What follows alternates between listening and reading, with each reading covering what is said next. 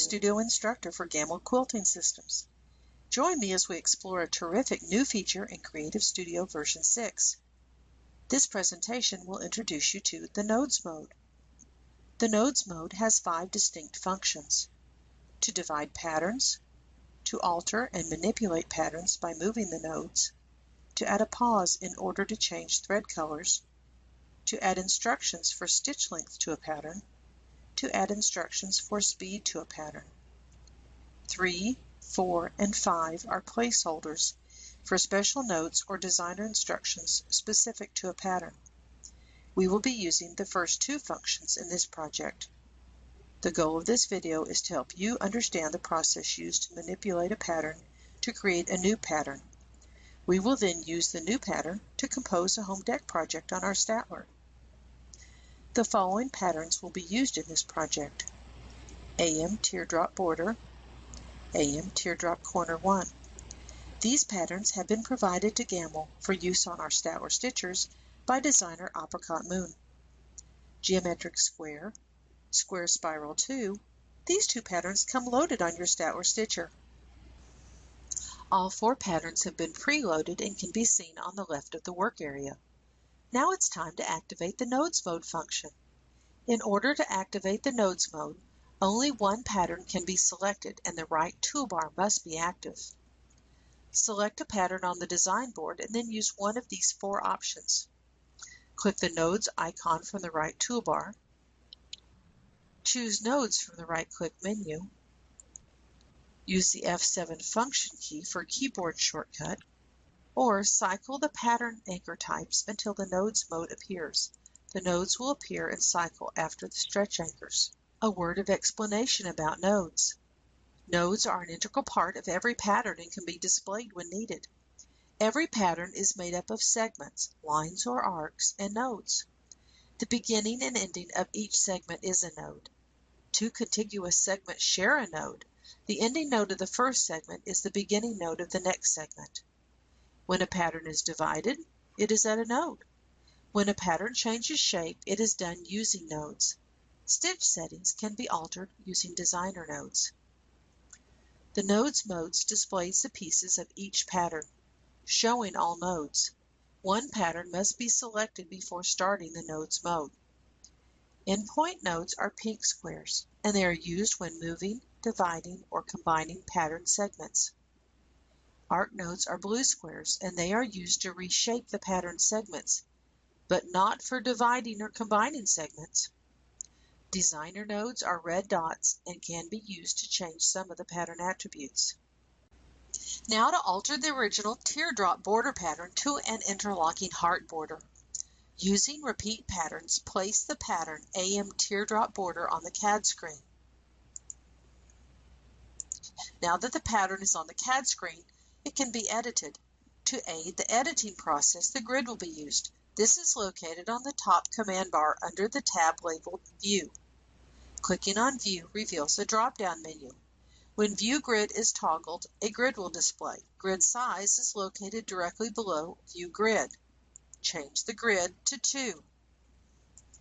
The pattern is on the CAD screen, and the Repeat Pattern Setup box is open. The current width is 1.72. Let's change this. Click on the G located on the status bar to activate the grid snap. When the tab is active, the background is gray. Under Repeat Settings, locate Total Width and use the mouse to highlight the pattern width and change the number to 2. As the mouse rolls back over the CAD screen, watch as the start and end points of the pattern snap to the 2-inch grid. This ensures that the pattern start and end points are on the same plane, which will aid in the design process. With the pattern selected and the nodes activated, if the right toolbar is gray, right-click on your CAD screen to activate it. With the pattern selected and the nodes activated, move the mouse to the desired divide point. Notice the cursor changes from an arrow to a crosshair when placed on a node. Right-click on the pink endpoint node. Highlight the word Divide and click. You can also select D from your keyboard. The original pattern is now 2 individual patterns. Select the pattern on the right side of the CAD screen. Right-click and select Delete from the drop-down menu. The final pattern will be symmetrical, and using just half of the pattern shape will be easier for us to work with. Select the pattern remaining on the CAD screen. Change the grid size to 0.25. Click OK. Activate the node mode by clicking the node mode icon on the right toolbar. Activate the grid snap. To use the nodes, hold the cursor over a node. Notice the cursor becomes a small crosshair. Left-click and hold down as you move the mouse to drag a node. For touchscreen devices, simply touch and drag the desired node with your finger. Pull the endpoint node down vertically 3/4 of an inch. The endpoint node will snap to the grid. We are creating the center dip of the heart. Disengage the grid snap. Visualize a heart. Using the pink endpoint nodes, shape the pattern lines. With the blue arc nodes, go back and smooth the arcs. Moving blue nodes will change the tension or shape of the arcs or segments they are connected to.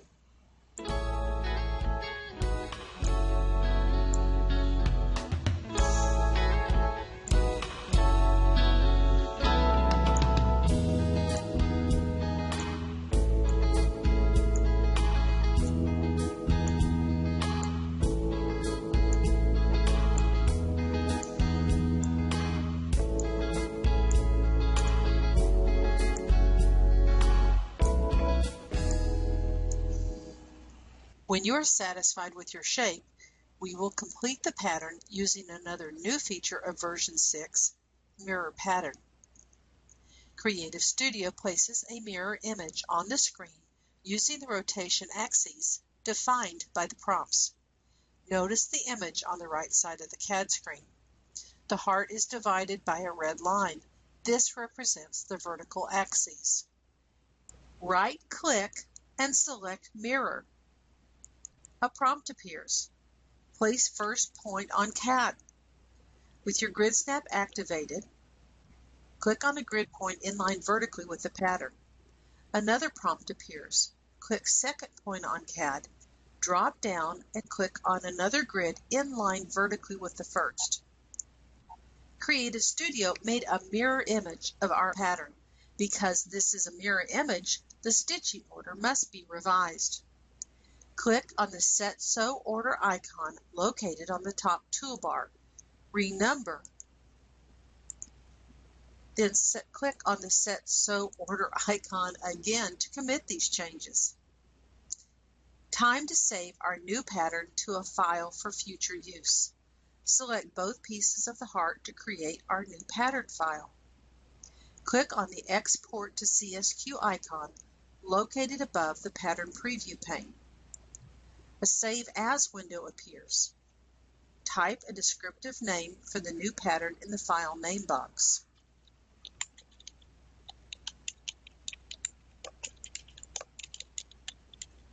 Choose a place to save the pattern.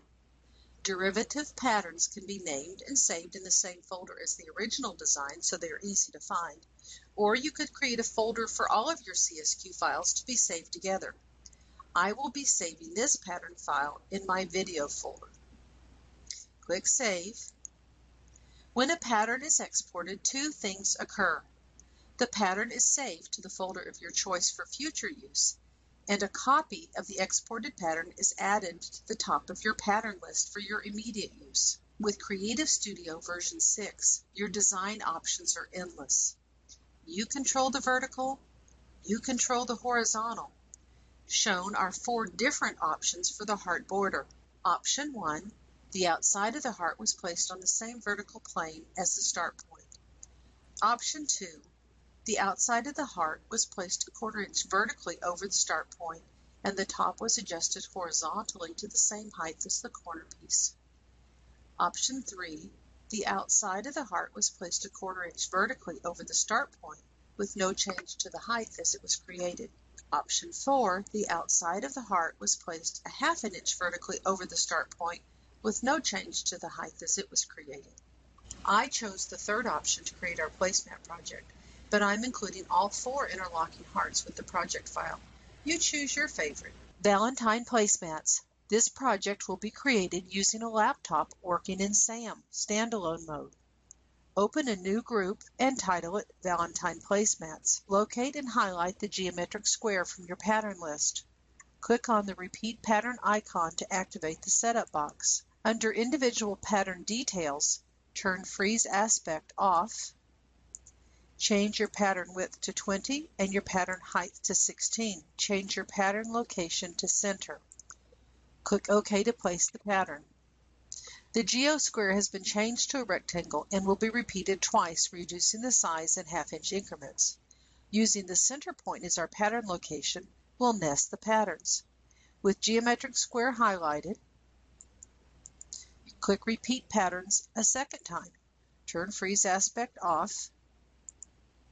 Change the pattern width to 19.5 and the pattern height to 15.5. Change the pattern location to center. Click OK to place a pattern at your chosen pattern location. And finally, one more time with geometric square highlighted, click on Repeat Patterns. Change your freeze aspect to off. Change your pattern width to 19 and your pattern height to 15. Finally, change your pattern location to center. Click OK to place. The geo square was chosen for the placemats so that a straight of grain binding could be applied. Echo would have rounded the corners. Placing the patterns one at a time using Repeat Pattern allowed me to maintain the aspect of the corners. Select all 3 rectangles, right-click, and choose Combine Pattern. Now the frame will respond as one pattern while we work with it. Move the frame away from the point of origin, the purple line. Use the grid to line up the pattern. I have a 1/4 inch grid selected, and I'm going to use my nudge feature to center the frame. Convert the frame pattern to a boundary. With the pattern selected, click on the Convert icon. Select Pattern to Boundary. This allows the frame to be used as a reference point, but does not allow the frame itself to interfere as we're building our design. Remember, we are using SAM, standalone mode, to set up our project. Patterns placed on the CAD screen using Repeat Patterns all use point of origin as their reference and will stack on top of one another if we don't move them. Let's place our border corner pieces. Highlight the teardrop corner 1. Click on Repeat Pattern icon to place it on the CAD screen. Click OK. Notice the orientation of the pattern. It is the upper right corner. Select and move it a 1/4 inch from the upper right inner boundary. I have my 1/4 inch grid selected and that will aid in my placement. With the corner pattern selected, right-click to show the drop-down menu. Select Circular Array. Type 4 in the number of copies. We want 4 total corner pieces in our project. Click on the word Copies. CreativeStudio does the math for us. Notice the 4 has changed to a 3. This is because we have already placed 1 copy on our CAD screen. CreativeStudio also figures the angle of rotation necessary for our patterns to be placed according to our number of copies. This is referenced as the degree of pattern. Click Place Erase Center Point and move the crosshairs to the center of your frame. Click and the 3 border corner pieces are placed. We are placing these into a rectangular shape, so our results will be skewed. Not a problem. They're at the correct angle, just not in the correct location.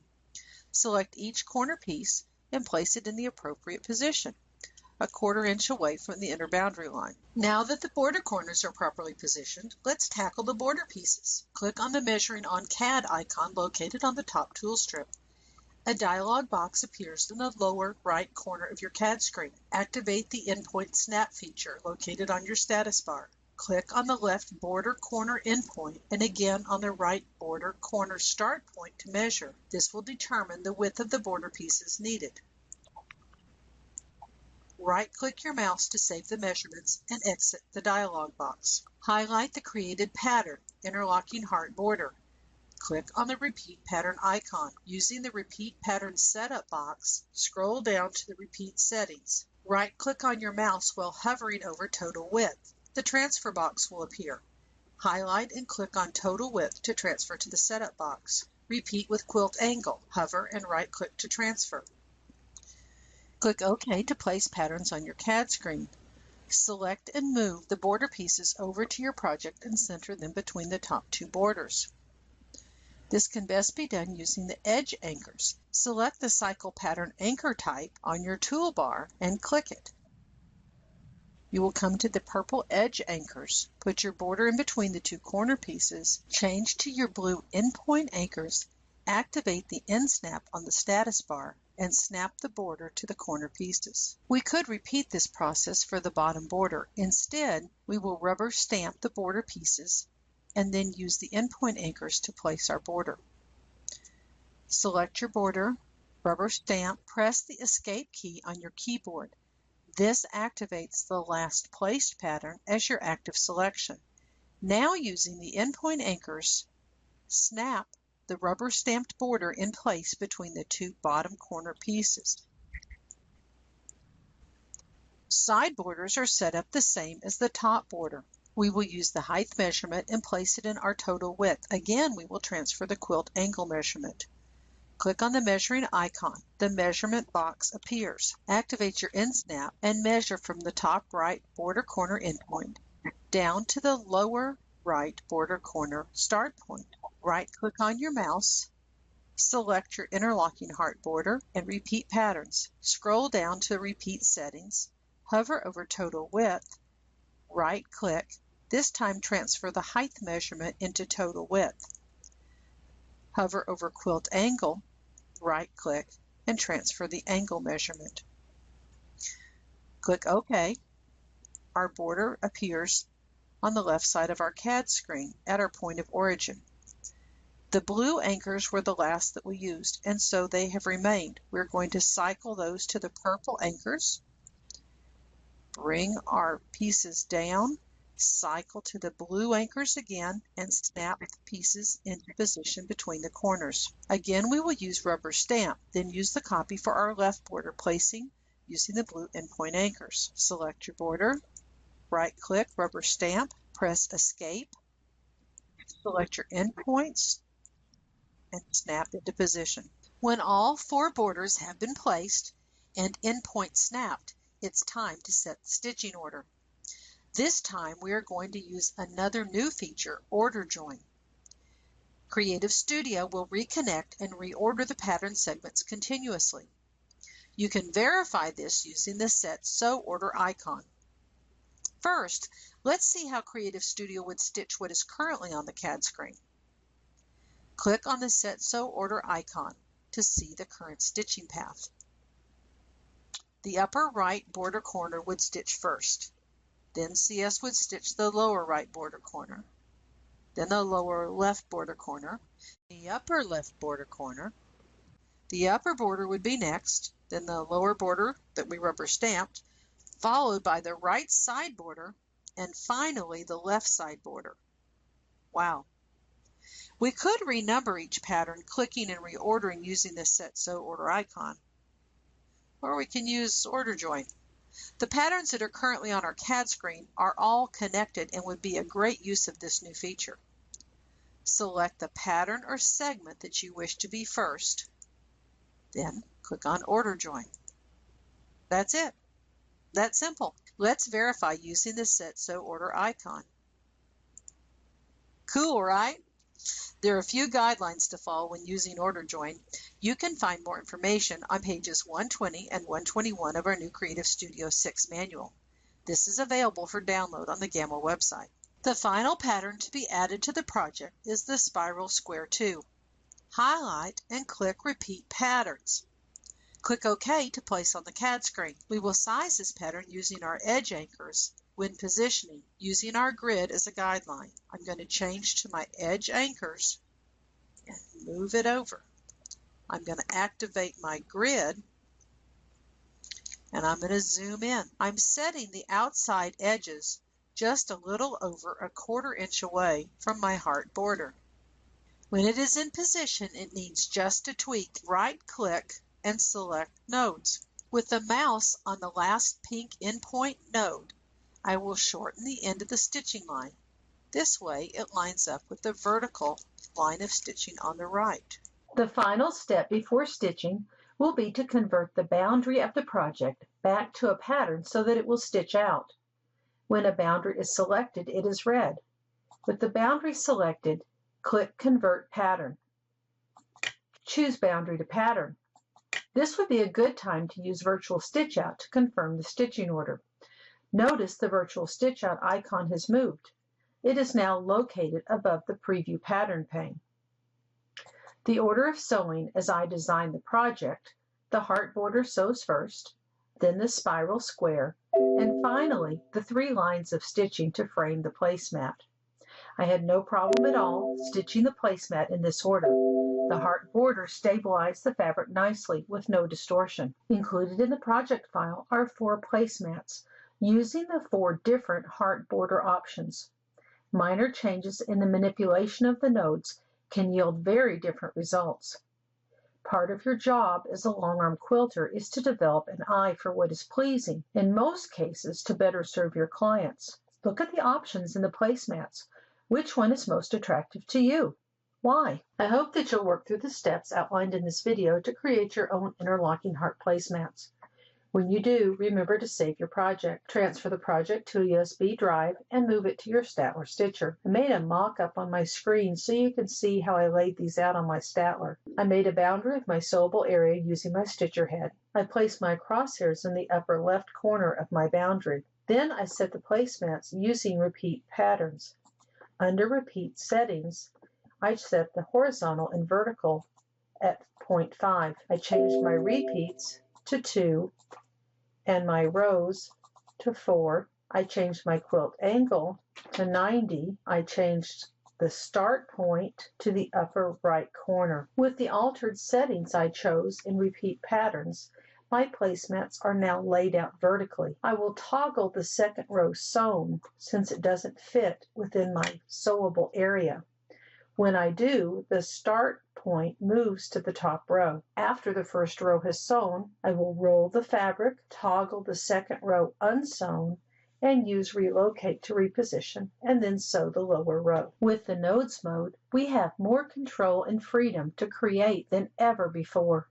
I've placed a few patterns on my CAD screen and changed them just a little using the nodes mode function. Unique shaped piecing patterns can also be filled, making a few changes to patterns you already own. I hope that your creative juices are flowing with ideas to use this wonderful new function. Thanks for joining me for the nodes mode. If you have questions about CreativeStudio, feel free to call me or email me.